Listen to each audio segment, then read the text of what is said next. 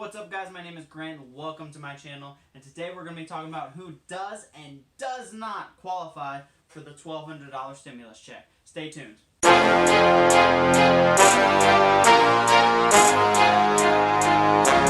So far what we do know is that individuals with a $75,000 AGI and under automatically qualify for the full $1,200 stimulus check. Then from there, we know that the amount will be reduced from the $1,200 by $5 per every $100 going all the way up to $99,000. So just for some quick math, here's an example of how much you would have gotten based off this calculator if you made $85,000. If you're not sure if you would qualify, just click the link below and I'll link the calculator and you can go from there. And what we know is that the $1,200 is based off of our most recent IRS tax returns, which would be 2018 if you have not filed for your 2019 taxes yet. So for example, if in 2019 you made more money than $99,000, maybe delay your hold off so you can obtain the checks. Or another example would be if you have an older child and in 2019 they are now filing as dependent versus independent. So we know that the tax check will be based off of your most recent tax return going back to 2018. The $75,000 cap to obtain the full $1,200 amount is geared towards the single taxpayer. But we know that the head of households will qualify for the full $1,200 if they make $112,500 and less. So they have a much higher qualification rate with a much higher AGI as a head of household. Now, couples filed jointly can qualify for double the standard of amount of $75,000. You would just double that to $150,000. And if you're, as a couple filing jointly, your account is less than $150,000, you will qualify for $2,400. As well as you will obtain $500 per child, the age 16 and under, as well as they're stated as a dependent. So the Treasury Secretary has stated that the average individual should be able to receive their check by April 17th.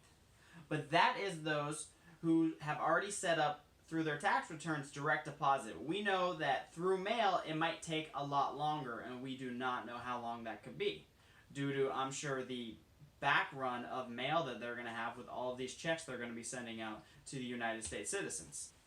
So overall, that may be a reason your 2019 taxes, if you haven't already done it, is so you can set up that direct deposit. So you can guarantee, hopefully, that you will receive your checks on April 17th. So, but what if you're retired and you haven't filed your 2018 or 2019 taxes and you're just living off of Social Security?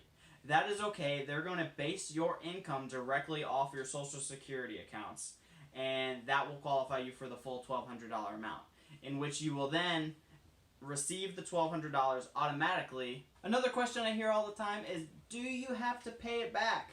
And the short answer is no. It is a free grant or tax credit given directly to the individuals who qualify. The only example of some individual who may have to pay it back is if the following tax year, let's say 2020, you no longer meet those AGI qualifications. That would be the only example. But it's free money. Go get that money now. Another question I hear all the time is, are the checks taxable? And another quick, simple answer is no. It is a free grant given directly to the individuals who qualify in the United States of America. And the only way that would change, again, is if in 2020 your income AGI levels have increased above that $75,000 mark. Now let's get into the good stuff, which is sadly those individuals who will not qualify for the $1,200 stimulus check, as well as the parents who will not qualify for the $500 per child. So we know that if a child is 17 years or older and their parents claim them as a dependent, even if the child works and has a W-2 job, will not qualify for the $1,200 stimulus check, sadly, as well as the parents will not qualify for the $500 stimulus check. Here's a perfect example. My fiance's mother will not qualify for the $500 tax check per child because she is 21 years old, as well as she will not qualify for the $1,200 herself, as in my fiance, because her mother filed her as a dependent in 2018, and they have not yet filed their 2019 taxes.